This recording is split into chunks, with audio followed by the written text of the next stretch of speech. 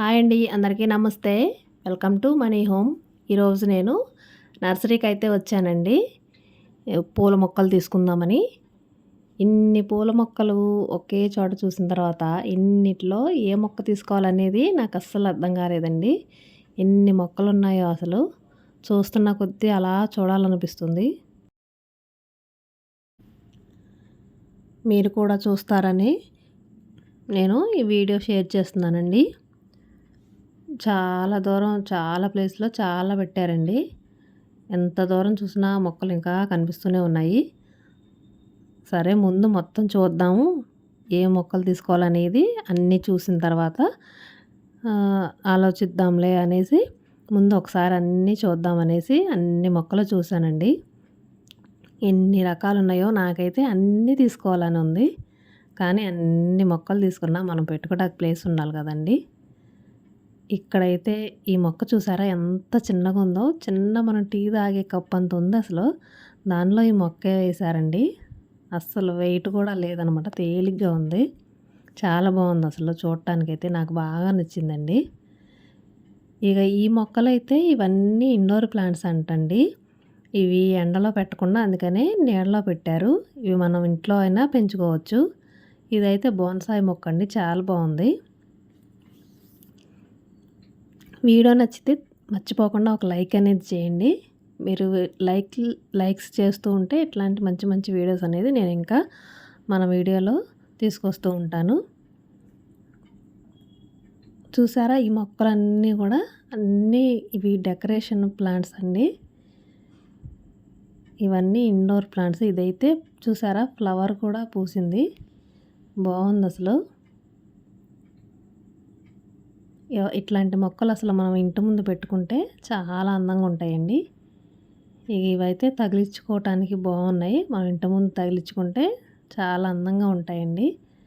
ఇవన్నీ చూసిన తర్వాత ఇంకా కొన్ని మొక్కలు మర్చిపోయాను చూడటమని మళ్ళీ వెనక దాకా వెళ్ళి మళ్ళీ అన్ని మొక్కలు ఒకసారి చూశానండి. ఇవైతే గులాబీ చెట్లు.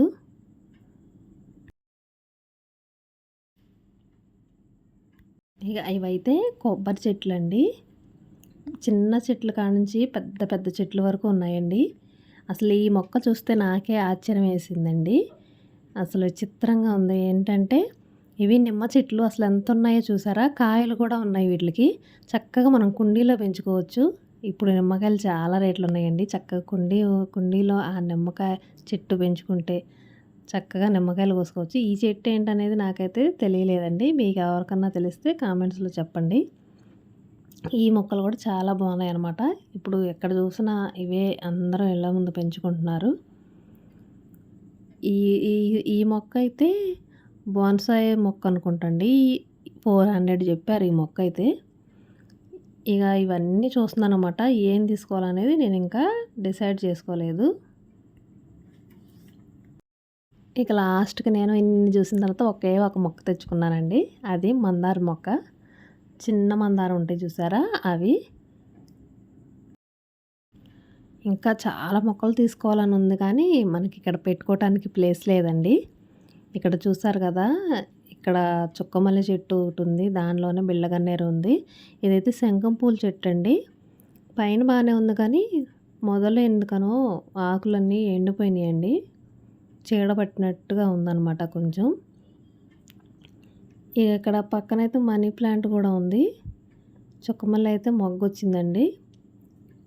ఇక్కడ ఇంకా మొక్కలు తెచ్చుకున్న ప్లేస్ సరిపోదులే అనేసి ఇంకా ఒక్క మొక్క అయితే తెచ్చాను. ఎప్పటి నుంచో మందార మొక్క తెచ్చుకోవాలి అనుకుంటున్నానండి. ఈ మనీ ప్లాంట్, స్పైడర్.